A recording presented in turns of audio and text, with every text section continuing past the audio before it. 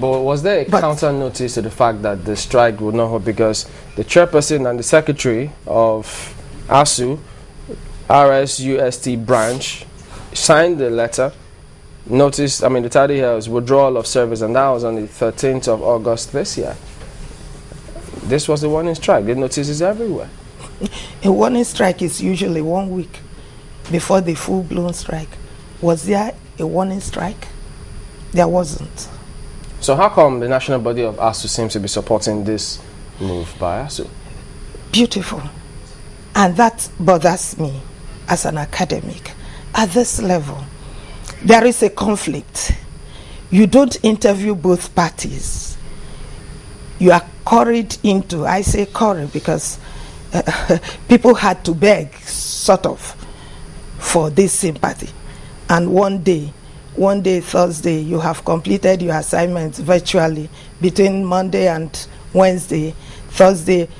Let them embark on national strike. You mean that University of Ibadan will shut down because FACA is appointed in Rivers State University of Science and Technology? Certainly not. That doesn't suggest that even the government is willing to talk to those people. Did they ever seek dialogue? You see, arguments are based on facts.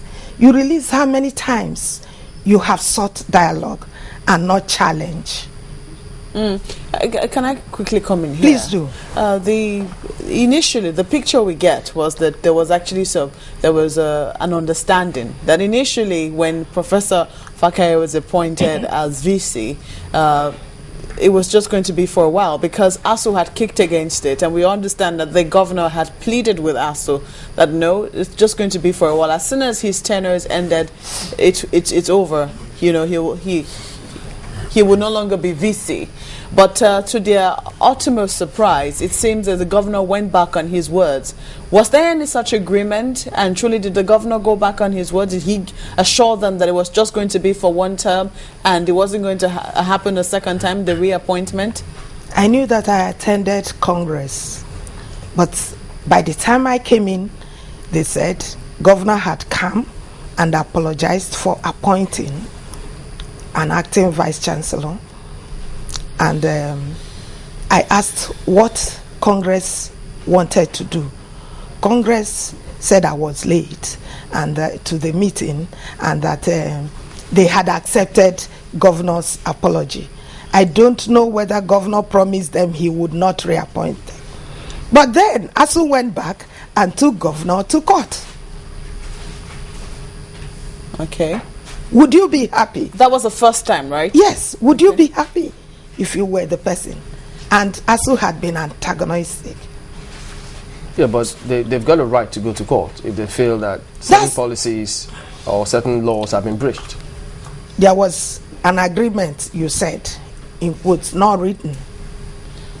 He took an action, and he came to apologize for taking that action. You accepted the apology.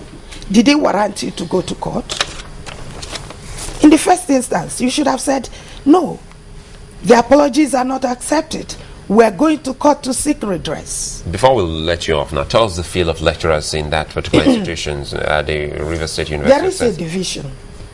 Some of us cannot sacrifice the destiny of the students to mundane disagreement or whatever conflict it is. You are aggrieved. The governor appointed someone. It's one person. The governor is another person. Their children are not in the school.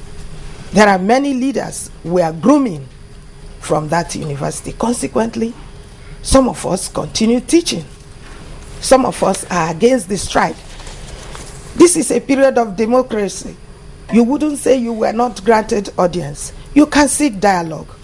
Moreover, strike in Nigerian universities is no longer the best option. We can seek for other means. We can lobby people to make us dialogue with the governors or whoever at whatever level there's crisis.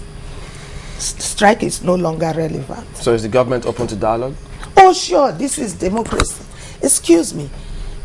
If I present myself as a tough person, as well, there are people who are close to me.